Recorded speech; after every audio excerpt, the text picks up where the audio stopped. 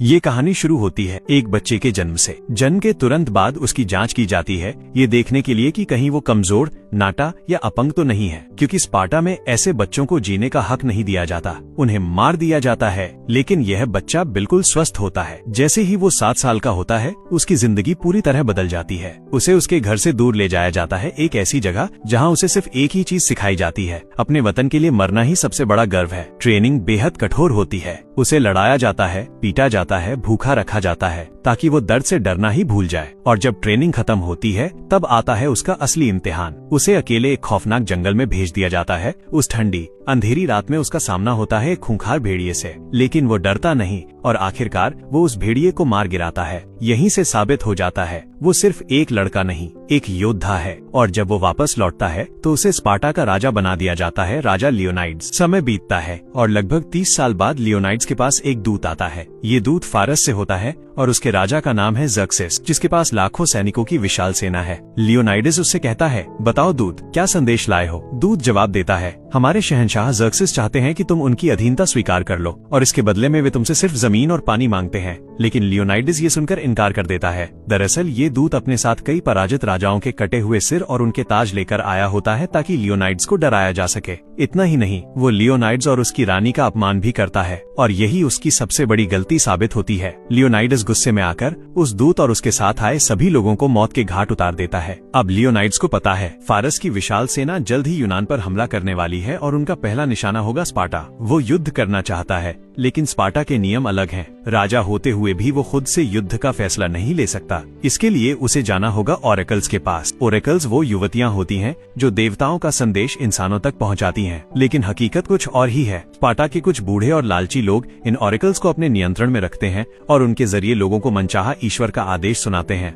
लियोनाइड्स उनके पास जाता है और अपनी पूरी रणनीति बताता है। वो कहता है, अगर हम दुश्मन को पहाड़ी दर्रों यानी नरक के द्वार में रोक लें तो हम उन्हें हरा सकते हैं। लेकिन वे पाखंडी लोग उसकी बात सुनकर कहते हैं, पहले ये बताओ चढ़ावे में क्या लाए हो? लियोनाइड्स उन्हें सोना देता है। तब वे कहते हैं, यह समय उचित नहीं है, अगस्त का महीना है और कार्निया का त्योहार आने वाला है। स्पार्टा में इस दौरान कोई युद्ध नहीं लड़ा जाता। ये सब सुनकर लियोनाइड्स का गुस्सा फूट पड़ता है। वो कहता है, अगर हमने अभी युद्ध नहीं लड़ा तो स्पार्टा का हर एक जवान लड़ते लड़ते मरेगा, हमारे बच्चे और औरतें गुलाम बना लिए जाएंगे। लेकिन पाखंडी बुजुर्ग उसकी एक नहीं सुनते। वे कहते हैं, इसका फैसला ओरेकल्स करेंगी। वहाँ एक युवा लड़की होती है जिसके जरिए ईश्वर का संदेश सुनाया जाता है और संदेश आता है, अगर स्पार्टा युद्ध में गया तो सिर्फ स्पार्टा ही नहीं, पूरा यूनान खत्म हो जाएगा। इस समय हमें कार्निया का उत्सव मनाना चाहिए, युद्ध नहीं। यह सुनकर लियोनाइड्स पूरी तरह हताश हो जाता है और वहाँ से चला जाता है। लेकिन सच्चाई कुछ और ही होती है। ये सभी बुजुर्ग पहले से ही ज़र्क्सिस के साथ मिले हुए होते हैं। जैसे ही लियोनाइड्स वहाँ से जाता है, फारस के लोग आते हैं और उन पाखंडियों को सोने से नवाजते हैं। दरअसल पूरा ईश्वर का संदेश झूठ होता है। लालच में आकर उन्होंने स्पार्टा को धोखा दिया होता है, क्योंकि उन्हें वादा किया गया है सोना, ताकत और नई नई लड़कियां। अब लियोनाइड्स बेहद परेशान है। वो युद्ध करना चाहता है लेकिन नियम उसे रोक रहे हैं। तभी उसकी रानी उससे पूछती है, मेरे राजा इतने परेशान क्यों हैं? लियोनाइड्स कहता है, मैं उस चीज को खत्म होते नहीं देख सकता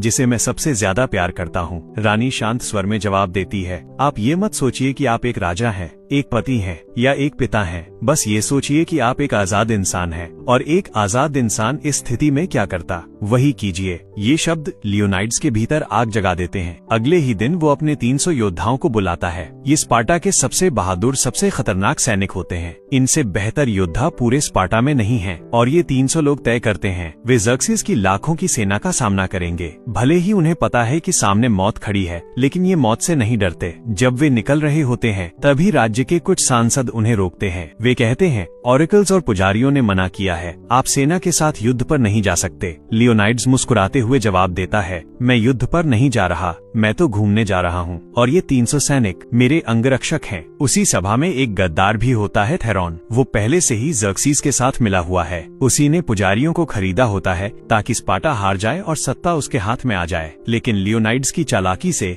उसकी पूरी योजना फेल हो जाती है और लियोनाइड्स अपने 300 योद्धाओं के साथ निकल पड़ता है नरक के द्वार की ओर, जहां फारस की सेना उनका इंतजार कर रही है। रास्ते में वे देखते हैं कि कोई उनका पीछा कर रहा है, एक कुबड़ा आदमी जिसके हाथ में ढाल और भाला है। सेना आगे बढ़ती रहती है। तभी उन्हें एक गांव मिलता है जो पूरी तरह जला हुआ होता है। चारों तरफ तबाही, राख और सन्नाटा। ये देखकर सभी के अंदर गुस्सा भर जाता है। तभी एक घायल बच्चा उनके पास आता है और गिर पड़ता है। वो कांपती आवाज में कहता है, यहाँ राक्षस आए थे, उनके पंजे थे, उन्होंने सबको मार डाला। ये सुनकर एक सैनिक कहता है, मैंने फारसी दानवों के बारे में सुना है, उन्हें मारा नहीं जा सकता। लियोनाइडस तुरंत जवाब देता है, उन्हें मारा जा सकता है या नहीं, इसका फैसला हमारी तलवार करेगी। और वे आगे बढ़ जाते हैं। संकरे रास्तों से गुजरते हुए वे आखिरकार समुद्र के किनारे पहुंचते हैं, जहां दूर दूर तक फारस के जहाज दिखाई दे रहे होते हैं, हजारों जहाज जो उनकी तरफ बढ़ रहे हैं। और तभी आसमान बदलने लगता है, बारिश शुरू हो जाती है, बिजलियां चमकने लगती हैं और समुद्र में उठता है एक भयानक तूफान। और उस भयानक तूफान की वजह से फारस के कई जहाज समंदर में डूब जाते हैं। ये देखकर यूनानी सेना खुशी से झूम उठती है। उन्हें लगता है दुश्मन कमजोर पड़ चुका है, लेकिन एक आदमी बिल्कुल शांत खड़ा रहता है, लियोनाइड्स। उसे पता है ये सिर्फ शुरुआत है। जब वे पहाड़ी की दूसरी चोटी पर पहुंचकर नीचे देखते हैं तो उनकी खुशी पल भर में खत्म हो जाती है, क्योंकि वहाँ हजारों जहाज अब भी खड़े हैं और फारस की सेना लाखों में है। इतनी बड़ी सेना जिसे हराना लगभग नामुमकिन लगता है, लेकिन लियोनाइड्स के पास एक योजना है। वे जिस जगह खड़े हैं उसे कहते हैं नरक का द्वार। ये एक संकरा पहाड़ी रास्ता है जहाँ से स्पार्टा की ओर जाने का सिर्फ एक ही मार्ग है। यही उनकी सबसे बड़ी ताकत है, क्योंकि इन तंग रास्तों में फारस की पूरी सेना एक साथ हमला नहीं कर सकती। उन्हें छोटे छोटे समूहों में आना पड़ेगा और यहीं पर स्पार्टन योद्धा उनका सामना करेंगे। लियोनाइडस अपने सेनापति से पूछता है, क्या हमारे पीछे से आने का कोई और रास्ता है? सेनापति जवाब देता है, नहीं महाराज, ऐसा कोई रास्ता नहीं है। तभी वहाँ एक आदमी आता है, एफियाल्टेस, वही कुबड़ा व्यक्ति जो पूरे रास्ते उनका पीछा कर रहा था। वो कहता है, महाराज, एक रास्ता है पश्चिम की चट्टानों के बीच, एक गुप्त रास्ता जिसे चरवाहे इस्तेमाल करते हैं। अगर फारस की सेना वहाँ से आ गई तो वे हमें चारों तरफ से घेर सकते हैं। फिर वो आगे बढ़कर कहता है, मैं भी आपकी मदद करना चाहता हूँ, मैं भी लड़ना चाहता हूँ, मैं फारसियों को मारूंगा।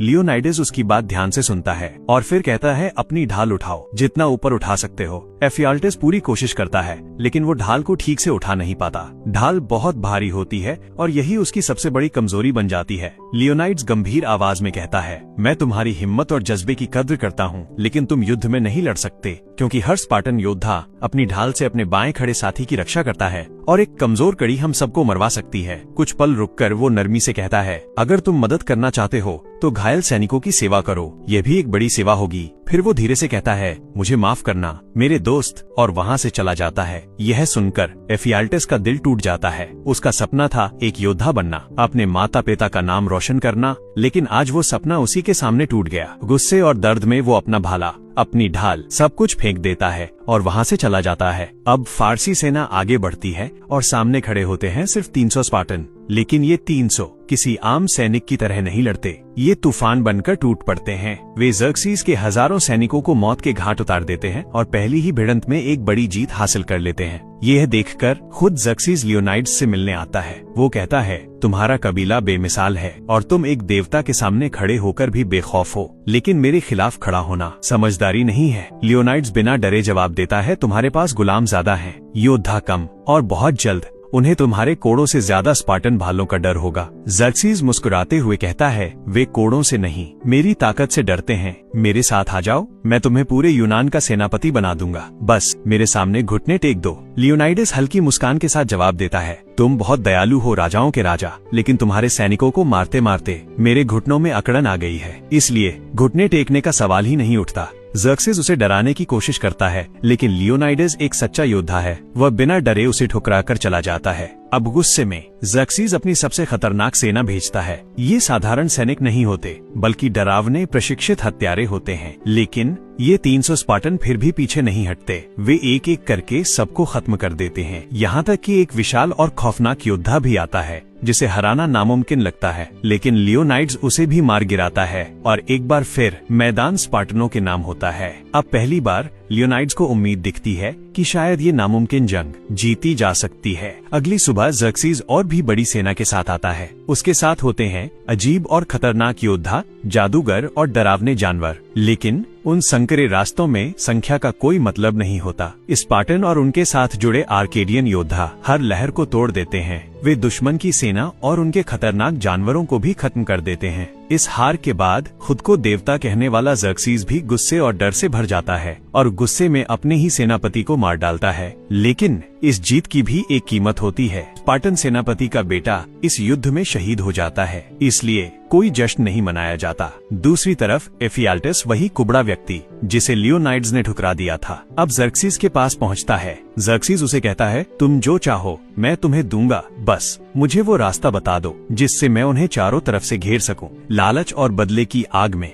एफियाल्टस मान जाता है। वो कहता है, मुझे सब चाहिए, दौलत, औरतें और एक पहचान। जर्क्सिस मुस्कुराता है, तुम्हें सब मिलेगा। उधर स्पार्टा में रानी गॉर्गो कोशिश कर रही होती है कि सेना भेजी जाए, लेकिन संसद को मनाना आसान नहीं है। अधिकांश लोग उसके खिलाफ होते हैं और उनमें सबसे बड़ा गद्दार होता है थेरॉन। वो पहले से ही जर्क्सिस से मिला हुआ है और बिल्कुल नहीं चाहता कि मदद भेजी जाए। रानी उसे रात में मिलने के लिए बुलाती है। वो कहती है, मुझे संसद में तुम्हारे वोट की जरूरत है, अगर तुम साथ दोगे तो हम उन 300 योद्धाओं की मदद कर पाएंगे। थेरॉन ठंडी आवाज में कहता है, मैं उनकी मदद क्यों करूं, मुझे क्या मिलेगा? रानी जवाब देती है, वो तुम्हारे राजा हैं। थेरॉन मुस्कुराता है, जंग और राजनीति अलग होती हैं। रानी समझ जाती है कि वो क्या चाहता है। वो पूछती है, तुम्हें क्या चाहिए? थेरॉन की नजरों में लालच साफ होता है और अंत में रानी मजबूरी में उसकी शर्त मान लेती है। अगली सुबह संसद में थेरॉन अपना वादा तोड़ देता है। वह रानी पर ही झूठे आरोप लगा देता है। ये देखकर रानी का गुस्सा फूट पड़ता है और वहीं वो उसे खंजर से मार देती है।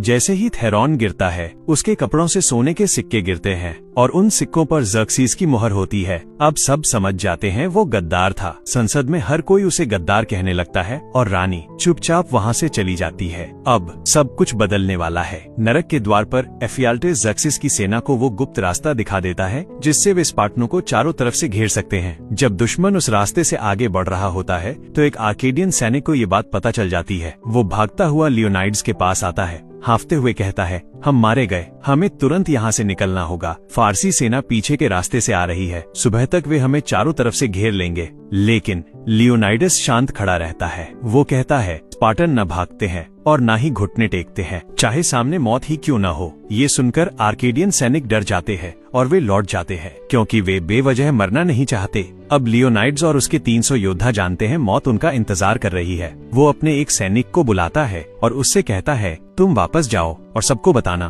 कि यहाँ क्या हुआ था, हमारी कहानी, हमारी जीत सबको सुनाना। डिलियोस पूछता है, क्या कोई संदेश है आपकी रानी के लिए? लियोनाइड्स कुछ पल सोचता है, फिर कहता है, कहने के लिए कुछ भी नहीं है। वो अपना लॉकेट निकालकर उसे दे देता है और डिलियोस वहाँ से चला जाता है। अगली सुबह स्पार्टनों को चारों तरफ से घेर लिया जाता है। जर्क्सिस का दूत आगे आता है और कहता है, अपने हथियार डाल दो, तुम्हें पूरे यूनान का सेनापति बना दिया जाएगा। स्पार्टा पहले से भी ज्यादा शक्तिशाली होगा, बस जर्क्सिस के सामने घुटने टेक दो। वहीं एफियाल्टस भी खड़ा होता है। वो लियोनाइड्स से कहता है, मैं तुमसे विनती करता हूँ, इनकी बात मान लो, अपने साथियों की जान बचा लो। लियोनाइड्स कुछ पल के लिए शांत हो जाता है। उसे वो रात याद आती है जब उसने अकेले एक खूंखार भेड़िए का सामना किया था और उसे मार गिराया था। अब वो धीरे धीरे अपना कवच उतार देता है, अपनी ढाल फेंक देता है और एफियाल्टस की तरफ देखकर कहता है, मेरे भाई, तुम्हारी उम्र लंबी हो। फिर वो अपना भाला भी फेंक देता है और घुटनों के बल बैठ जाता है। उसे अपनी रानी याद आती है जिससे वो बेहद प्यार करता है। सब कुछ